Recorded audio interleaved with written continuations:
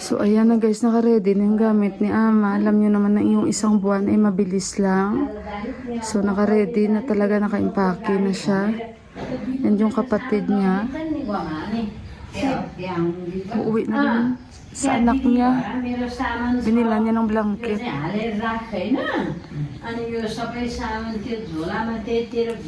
So, today, ang last day ni Ama at ng brother-in-law ko. Kagabi guys, busy kami dahil parang 2 nights pupunta kami sa kabilaan dahil nagpapakain sila sa dahil pabalik na si Ama, di ba?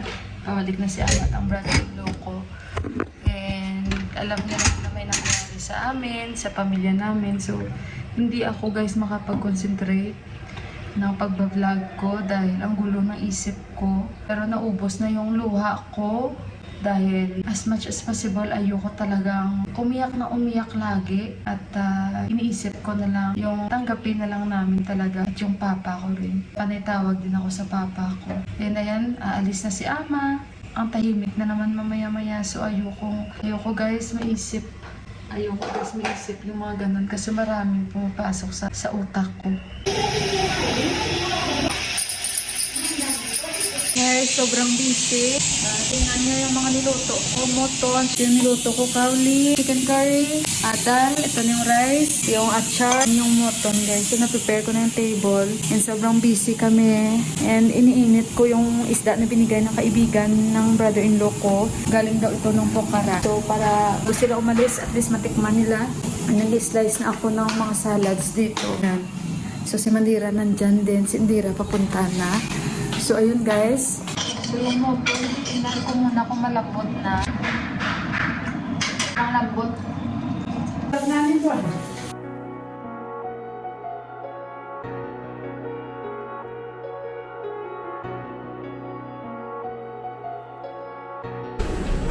So, ayan guys.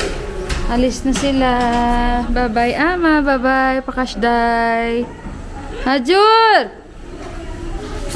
Si Ama, sandali muna guys. Help Papa to bring down the luggage because it's alone. Oh, sige na. Sama kami guys, sandali lang. What happened? Ha? Yeah. Daddy, oh. Daddy, Ailey dyan eh. What? Ayan na sila.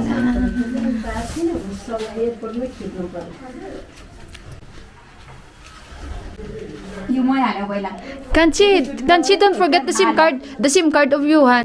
यो पनि सर्च गर्यो भने भेटिहाल्छ नि दुइटै एकैचोटि भेटिहाल्छ नि The needle. Dere, short time. Nag-iisip kami if we are going in the airport or no. We are going in the airport or no? Maybe going, yeah? Guys, uwi na rin ito, guys. Pero punta mo na siya sa anak niya na, na lalaki. Ay, magbabas lang daw ito. Ay, take care, unsa. Take care lang, unsa naman nasabi ko. Selfie muna sila.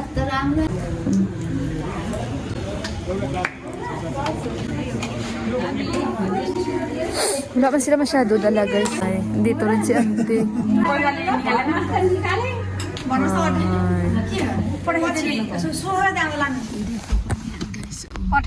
Santa, bye.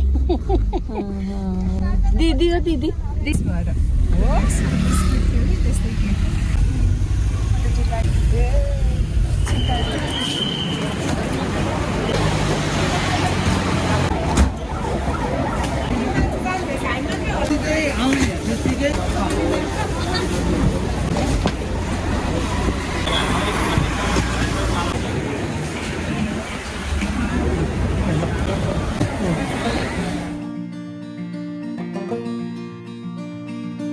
Ruby, she was made for going west.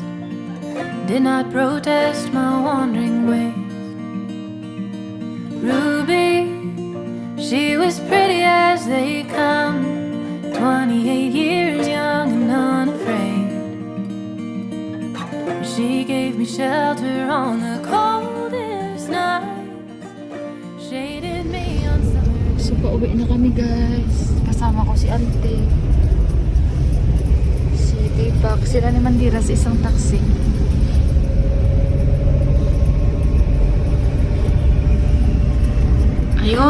umalis na sila ni Ama, nakauwi na sila ni Ama. So, update ko kayo guys. Pasensya na kayo dahil malamig talaga ngayon. Hindi ko alam kung yung temperature. Nasa 14 degrees. So, ngayon guys, gumawa din ako ng Japanese tea. Umuyatan po ako dito. Salamat po sa inyong sa pakikiramay nyo po sa akin at sa buong pamilya namin. Maraming salamat po. Alam nyo guys, simula nung kahapon, nag-cremate yung kapatid ko. Kasi namatay siya December 9, diba? So, hindi ko alam na patay na pala yung kapatid ko. Naalala nyo sa vlogs ko, nagsasabi ako, buong araw kaming walang kuryente. Kung alam nyo lang guys, ang bahay lang namin yung walang kuryente. Siguro nagpaparamdam yung kapatid that day, pero wala talaga akong alam. Alam nyo ba guys, paano ko nalaman na ang bahay lang namin yung walang kuryente? Lumabas ako mga alas 2. Start yung guys, yung wala kaming ilaw, siguro mga 8:45. Walang ilaw ang aming bahay. So, akala namin normal lang na load shedding. So, ngayon, hanggang alas 2 na. So, ilang oras na siya guys. Walang kuryente. Lumabas ako para mag-check sa kada bahay dito sa kapitbahay namin kung wala ba talagang kuryente. So, nung nag-check, halos may mga kuryente pati sila ni Didi kasi isang linya lang naman. Ako nagulat hanggang sa yung binilhan namin ng stove. May ilaw din sila. So, kay Dipak, na nagtaka ako na sa haba ng oras, bahay lang namin yung walang kuryente. Ayun na nga guys, tumawag na si Dipak doon, nag-follow up. And nung after niyan, sabi ko, boring naman. So sabi ko, mag-decorate ako ng Christmas tree ko. Ngayon guys, ligpit ko na yung Christmas tree ko, pinalot ko pa siya sa plastic, sa garbage bag, nilagay ko siya sa kwarto ng brother-in-law ko dito. Dito ko lang naman kasi nilalagay sa mga cabinets. Guys, imagine nyo, wala talaga yung Christmas tree ko. Diba nakapamili na ako ng mga Christmas decor ko. Wala talaga, so hindi ko yun pinansin. Hanggang sa dumating na yung gabi, yun na nga, andun kami sa kanila ni Uncle, diba? So, nung time na yun, guys, na nabalitaan ko, nakatanggap ako ng message sa group chat namin na magkapatid. Ayun na nga, and lumabas ako. Alam nila, sinundan ako ni Indira kasi si Indira yung katabi ko that night and sinabihan ko. Tapos lumabas na silang lahat. Kinamfort nila ako, niyakap ako ni Ama na niyakap. That night, hindi ko alam talaga, guys, no? Yung aking feelings na parang kakaiba as in, parang lumutang ako bigla na hindi ko alam. Kumain pa saglit pero hindi na ako kumain kasi sabi ko hindi ako makakain, sabi ko kay auntie. So kaya ayun, kumain at nung umuwi na kami, nagkailaw na. Nung tama din na nalaman ko guys na patay na yung kapatid ko. So talagang siguro nagparamdam yung kapatid ko sa araw na yun. And nagmix-mix pa lahat ng emotions ko dahil kung saan pa sabi ko alis na si Ama. Tsaka pa ito nangyari. Yung bang, kung gaano kasaya nung dumating sila ni Ama, napalitan talaga ng lungkot. Dahil sabay pa talaga na pabalik sila ng Amerika. So, kaya ayun guys, and update ko kayo. Yun nga, na-cremate na yung kapatid ko kahapon. And 5 oras ata, nag-start yung cremation niya is mga 2 p.m. And kaninang umaga lang siya nakuha ng kapatid ko. Ayan. At inarrange din ng kuya ko doon sa area namin guys, sa lumang bahay talaga namin kasi 'di ba malaki ang talyer doon ng tatay ko sa lumang bahay namin at may nakarenta sa lumang bahay namin, parang compound kasi yan guys eh. Bali kung saan nakatira talaga sila ng papa ko, yung lola ko diyan talaga, tapos sa kabilaan kuya ko at tiya ko, tapos yung bahay talaga namin diyan, yung sari-sari store ng mama ko kung saan nakatira yung ito nga yung kapatid ko na lalaki, dyan siya. And yung kapatid ko pala na lalaki guys, hiwalayan siya sa asawa niya. Yung bang wala talaga siyang swerte sa buhay guys. Ganyan siguro talaga ang kapalaran natin sa isa't isa, hindi natin malalaman. So kaya ayun, at dinala na doon. Ayan na yung kanyang guys no, yung pag-arrange nila doon. And gusto namin private lang. Yung ginawa namin ngayon is may mga kaibigan siya or kakilala na gusto rin kahit papaano ipagdasal siya. So dyan, kami guys, nagpadasal kami. Sino ang gustong mag-join, ayun, punta lang sila doon, may pagkain doon. And yung papa ko, ayan na nga guys, kasi sabi ko sa kanya, kasi sabi niya ayaw niyang pumunta, ayaw niyang makita. Sabi ko hindi naman pwede yun. So pumunta siya and tinawag nga niya ulit yung nagsabi sa kanya sa unang video na yung na nga si Kuya Nani yung nagre-renta sa amin. And matagal na yan guys, si Kuya Nani nagre-renta sa amin. And napakabait po na pamilya yan. And ayun, wala. Yan yung papa ko. Kasi sabi lang namin sa kanya magpakalakas. And alam nyo guys, nung na-cremate yung kapatid kong lalaki, bago pa siya i-cremate, ika 3 days niyang namatay siya, nagparamdam po siya sa akin. Napababa kami ni Johan sa hagdan. Kung nakikita nyo saan, may mga bamboo chairs kami dyan. Yung pababa kami dito guys, may sumalubong sa aming dalawa ni Johan na may hangin na grabe kalakas ng amoy ng kandila guys. Talagang napakalakas amoy ng kandila talaga. And hindi ko siya pinansin, pero alam ko alakas talaga ng amoy. Inantay ko si Johan na siya yung makapansin. Kasi mapapansin mo talaga guys parang nandyan lang talaga yung amoy ng kandila. Hindi siya watak-watak na nag-spread, hindi. Parang bilog siya guys na pagkaamoy na dito lang talaga siya. Dumaan kami, parang sinalubong niya talaga kami ni Johan na medyo may hangin na kasama. Pero that night guys, na-feel ko talaga na yung kapatid ko. Alam ko marami tayong mga pamahiin o paniniwala, pero ramdam ko talaga yung totoo na kandila guys, na alam ko kapatid ko yun. Nagparamdam talaga siya sa akin. And alam nyo, pumasok na kami sa loob ni Johan kasi nagutom si Johan, kaya kami bumaba guys.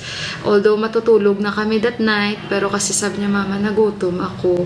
So sabi ko, sige, baba tayo. And yung oras na yun, magko-quarter to 11 na. So nung ngayon nga, pagbaba namin, lakas ng amoy ng kandila. As in, grabe talaga guys. And dito hindi yan sila gumagamit ng kandila. Walang may magsisindi ng ganong kandila guys, ng ganong oras. And iba ang kandila nila dito. Bira sila guys. Gumamit ng mga puting kandila. Wala yan sila dito. At guys, mga kapitbahay namin, tulog na. Sino magsisindi ng kandila? Walang may gagamit ng kandila. At iba ang amoy ng klaseng kandila guys. At that night guys, sabi agad ni Johan, Mama, what is that smell? Smells like candles, sabi niya. Sabi ko, did you smell it? Sabi ko sa kanya. Sabi niya, yes. Tapos ayun, sabi ko, me too.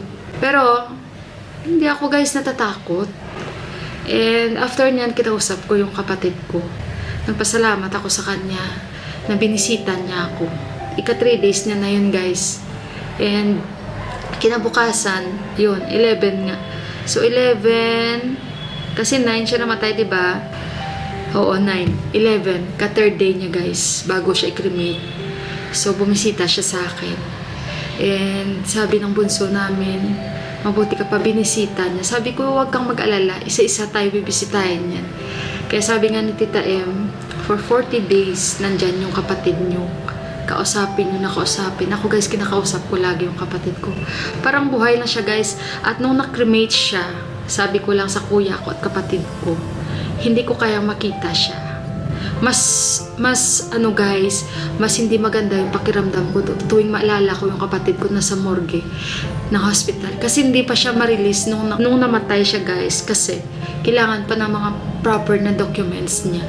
And ayun, nung nakalabas na siya sa morgue, dinala na talaga siya guys sa St. Peter. Doon ako parang na-relieve guys na i-cremate na siya. At nung na-cremate na siya, nakita ko yung box na pinost na nasa loob na siya, na pinost ng kapatid namin. Hindi ako nakaramdam ng lungkot.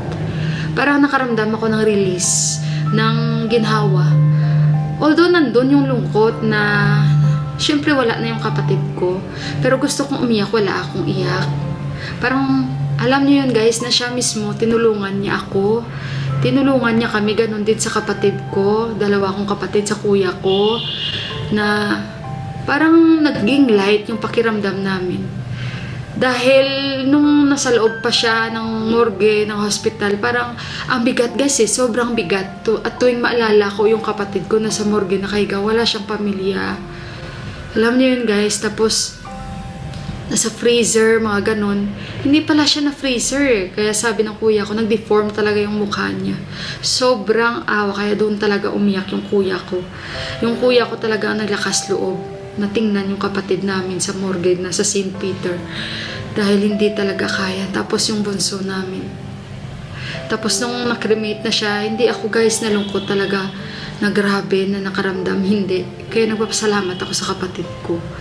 So ngayon parang ang bilis gumaan ang pakiramdam namin na sa mga desisyon namin na nagtulungan kami magkapatid. And masarap sa pakiramdam na nagdamayan kami.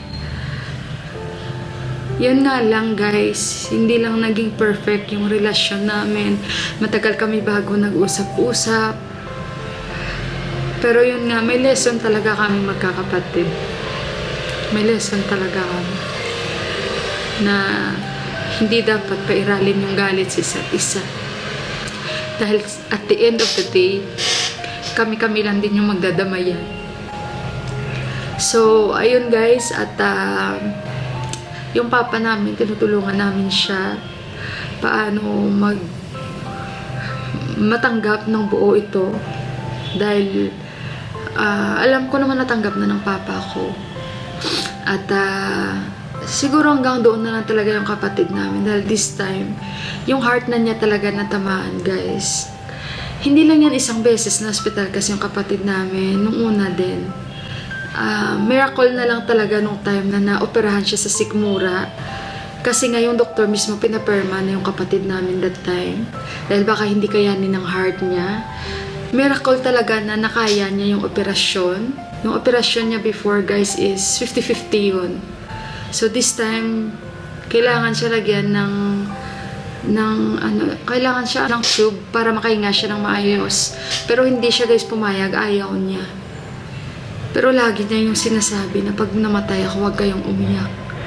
Alam ko marami kaming pagkukulang sa kapatid ko. Lahat kami guys na mga kuya at ate niya, marami kaming pagkukulang sa kanya. Kaya lahat kami ngayon bumabawi. At yun ang promise namin sa kanya. Promise ko sa kanya. Kahit nandito ako, gagawin kong lahat, mapalibing siya namin ng maayos. At yung pare guys na yung bukas, magmimisa, ayun, yung maliit pa kami, since maliit pa kami, yan na yung pare sa aming lugar. Ako yung nag-request na kung pwede hanapin si Father Paskin. Kasi paborito talaga ng mama at papa na pare yan. Maliit pa kami guys. So, ayun, nag-request ako sa kapatid ko, sa kuya ko. So, nagkataon na kung saan siya ngayon naka-assign sa simbahan na kung saan din ako bininyagan. So, nagpapasalamat talaga ako at least si Father Paskin bukas yung hahawak ng mass para sa kapatid ko bago siya ilibing. Bukas na yung libing ng kapatid ko guys. And para sa amin, gawin lang namin na kung anong kaya namin magagawa para sa ikabubuti at kakaayos ng libing ng kapatid namin. Hindi na namin kailangan ng maraming tao na dadalo pa guys dahil hindi na nga siya namin nilagay o binurol ng ilang araw dahil napakamahal po ng gastusin. So para sa amin, gusto namin maging practical, mailagay siya sa maayos. Ang importante, kami lang naman talaga yung nakakaalam. Kami naman talaga yung nandyan. Pamilya o sino man membro pamilya ang gustong mag-attend, yun na ang pinaka-importante sa amin guys. So sa ngayon, sa mga kaibigan niya, kung sino gustong pumunta, mag-pray sa kanya, magbisita doon.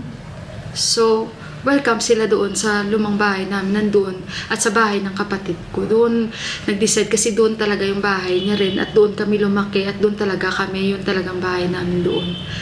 So, kaya ayun, at least kahit papaano, bukas, lahat matapos na, matahimik na rin, at makapagpahinga na talaga ng maayos yung kaluluwa o katawan ng kapatid ko guys. Sana isama nyo rin siya sa inyong mga prayers. And syempre nagpapasalamat po ako sa inyong pakikirami sa amin at sa buo naming pamilya. Pagpasensyahan nyo guys yung vlogs ko these days. And salamat sa mga nag-PM sa akin. Thank you my Ate Japan. Thank you Tita Ems. Thank you so much sa mga ate ko nag-PM sa akin. Sa mga brothers na nag-PM sa akin. Sa mga sisters na nag-PM sa akin. Nagko-comfort sa akin.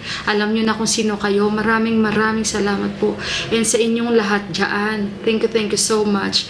Pasensya na kayo guys. Dala lang talaga ng emotions ko. Yung pag-iyak ko kasi hindi ko talaga pwede siyang itago. It doesn't mean guys nagpapaawa ako. Wala akong ugali na ganun guys. Kung gustuhin ko lang matagal na. Matagal ko na dapat gawin yun guys. Buhay pa kapatid ko. Dapat nagpapaawa na ako dito sa inyo. Pero hindi ko gawain yun. At hindi ako naghihingi para bigyan nyo ako. Ako guys, wala lang ako malabasan ng aking kalungkutan ngayon. Wala akong matatawag nyo na mas nakakaintindi ng emotions ko. Dahil alam nyo, nandito ako sa ibang lugar, ibang lahi ang mga kasama ko. Naintindihan man ako nila, pero alam nyo yon, mahirap maglabas, lalo na magsalita ako ng English na English. Guys, mahirap mag-explain. So si Deepak nandyan, nagko-comfort din naman si Deepak. Kaya nagpapasalamat po ako sa inyo. Isa po kayo sa mga nakinig sa akin, sa pamilya namin, at sa mga tao naman na nega din ang dating sa kanila. Wala na po akong magagawa doon, given na talaga sa social media yan, na may mga tao din talaga na inantay lang nila yung ikalulugmok mo, ikababagsak mo. So given na yon, at wala na rin ako magagawa dyan, na may mga tao rin na ayaw sa'yo. But anyway guys, nagpapasalamat pa rin ako na kahit papaano nandyan pa rin kayo nakikinig sa akin. Hindi ko naman pwedeng hindi to i-share sa inyo guys, dahil nakikita nyo rin sa mga social media ko, iba sa inyo friends ko, and napaka-selfish ko naman sa ganitong bagay, itatago ko pa sa inyo. Hindi ko ito dapat tinatago. Again, hindi po ako nagmamakaawa dito sa nagsabi nagmamakaawa ako, and hindi ko po kailangan ng sponsors sa mga ticket-ticket po. Wala po ako, hindi ko po yan kailangan. Pagpasensyahan nyo po. Wala man kaming ganong pera, pero hindi ko po kailangan. At hindi po ako naghihingi dito ng pamasahe. Ganun lang. Yun lang po ang masasabi ko. Kasi yung iba ang dating sa kanila eh. Bakit po ako magmamakaawa dito? Patay na po yung pinag-uusapan natin. Ano po ang point? Yung ganun ba? Hindi po ako nagmamakaawa dito para bigyan ako ng ticket, para magkaroon ako ng tickets. Hindi po. Yung sa akin lang, kung gusto ko lang umuwi, makakauwi po ako. Pero ito yung pagkamatay ng kapatid ko, hindi po to pinaghandaan. Sino ba ang gusto na may mamatay sa pamilya? Bakit mo paghahandaan? Bakit alam mo na ba kung kailan siya mamamatay? Wala pong may alam nito. Kahit sa buhay natin, biglaan po ito. At ang pag-uwi ko po ay hindi yan ganun na lang kadali-dali na kung bus lang yan, pwede po akong umuwi agad-agad. Pero mahirap mag-explain eh. Hindi ako dapat mag-explain, lalong-lalo na sa mga taong hindi nakakaintindi. Mabilis lang po magsalita, umuwi ka, makita mo lang na ganito, ganyan. Pero pag nandun ka sa Pilipinas, napakahirap po, napakahirap na wala ka talagang may gagastos doon. Lalo na may patay. Yung ganun ba? So dito na lang ako, at least yung ipapamasahe ko, kung mayroon man ako, ipapadala ko na lang. May palibing palang maayos yung kapatid ko. Since 4 lang po kaming nagtutulungan, kasi wala man pera tatay ko, 4 lang po kaming nagtutulungan na magkakapatid. Hindi naman po lahat maibibigay ng kapatid ko na nasa Pilipinas dahil wala din po sila. So yun lang, again, hindi po ako nagmamakaawa dito sa nagsasabi or need ng sponsors ng ticket. Hindi po ako ganong tao. Kung gustuhin ko lang, matagal na po. Makakauwi din po ako, napapag-usapan na po namin yan. Hindi pa sa ngayon. Sa tulong na mahal na Panginoon, makakauwi po ako. Pero wala po tayong right na desisyon o sa buhay ng ibang tao. Dahil napakabilis po magsalita. Dahil wala po kayo sa sitwasyon ko. Yun lang ang masasabi ko. Pero salamat sa mga taong nakakaintindi sa akin. Nandyan sa akin. Katulad nyo guys. Thank you so much. And ayun, please pray for my brother. Na sana ayun, matanggap na niya yung pagkamatay niya. And siguro hindi rin talaga expect ng brother ko na mamamatay siya guys. Kasi alam ko talaga hindi niya talaga expect yun na mamamatay siya. Kasi nga nagme-message pa sa bunso naming kapatid. Alam ko guys, pero lagi siya nagpo-post. Siguro nakakaramdam siya ng mga depression, yung ganun ba. Basta guys, napakahaba ng kwento, pero hindi ko na-elaborate dito guys. Napahaba na rin ito. Basta again guys, maraming salamat po sa inyo and sa mga ate ko, sa mga sis ko, sa mga brothers ko na nag-PM sa akin. Thank you so much. Again, kay Ate Japan, malaking utang na loob ko. Kay Tita M, thank you so much. Na hindi nyo ako iniwan. Hindi nyo talaga ako iniwan. Maraming salamat po. God bless us all guys. Ingat kayong lahat.